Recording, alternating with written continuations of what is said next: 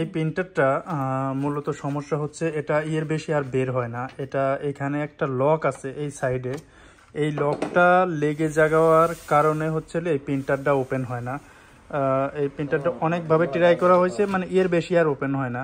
এখন উনি আমাদের এখানে সার্ভিসিং করানোর জন্য এইখানে আনছে, তা বাট এর বেশি ওপেন হয় না। তা আমরা এখান থেকে আমরা পরবর্তীবারে এখানে যে লকটা আছে, আপনারা এই লকটা চাপ দিলে অটোমেটিকলি খুলে গেল। ঠিক আছে, এই যে অটোমেটিকলি একদম খুলে গেল। মানে এটা যদি কখনো আপনাদের এই ভুলবশত এই লকটা লেগে যায়, তাহলে অবশ্যই এখানে যে এইখানে যে লকটা আছে এই লকটা থেকে আপনি এটা ঠিক করতে পারবেন। আর এই প্রিন্টারের মডেলটা হচ্ছিল আপনার এটা হচ্ছে প্রিন্টারের মডেল, এটা হচ্ছে প্রিন্টার। আর এটার সাইডে হচ্ছিল এটা,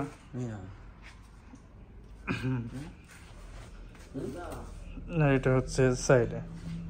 বাট এখন পুরাপুরি ওকে ওকে আছে, ওকে ওকে ওকে, হ্যাঁ খালাস।